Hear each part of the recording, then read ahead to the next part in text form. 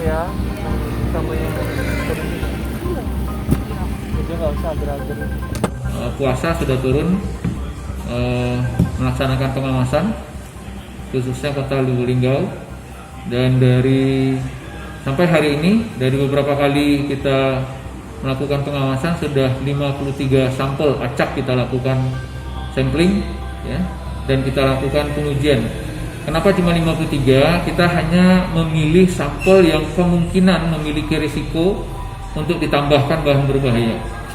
Bahan berbahaya mulai dari bahan berbahaya yang mengandung pewarna yang dilarang, mengandung atau digunakan bahan kimia yang disalahgunakan sebagai pengawet seperti formalin, atau disalahgunakan sebagai pengembang seperti borak, dan pewarna misalnya rodamin dan metanyl yellow.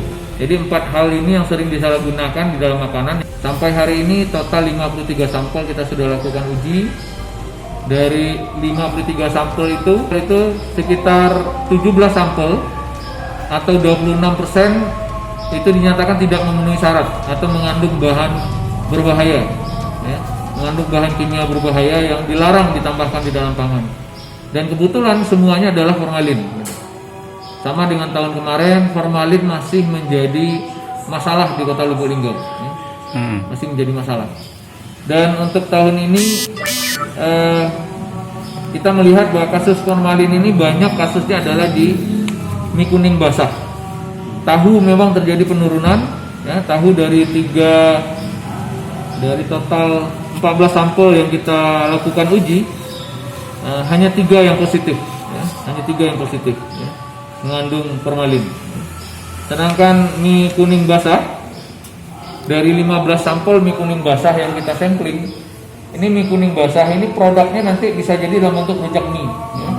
Nah, mie kuning basah yang ada dalam rujak mie ini total seluruhnya 100% positif formalin ya, positif formalin ya. Dan ini yang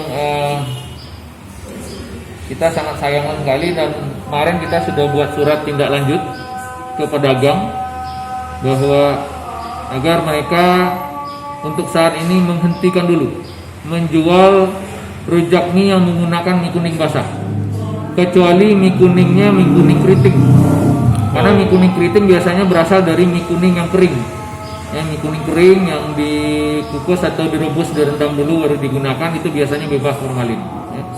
Jadi kami sarankan ke masyarakat, kalaupun terpaksa membeli atau menjual rujak mie atau makanan yang mengandung mie kuning ya, maka lebih baik gunakan atau pilihlah mie kuning yang mie kuning keriting ya. Mie kuning keriting ini biasanya sumbernya dari mie kuning kering ya, kayak cap telur, cap ayam gitu kan ya. Ini yang mereka gunakan, dan ini cenderung lebih aman ya. Boleh dikatakan tidak mungkin mengandung formalin karena dari keadaan kering yang dia gunakan, daripada beli mie kuning yang sudah jadi di pasaran yang basah itu ya. Jangan lupa subscribe, share, komen, dan like ya.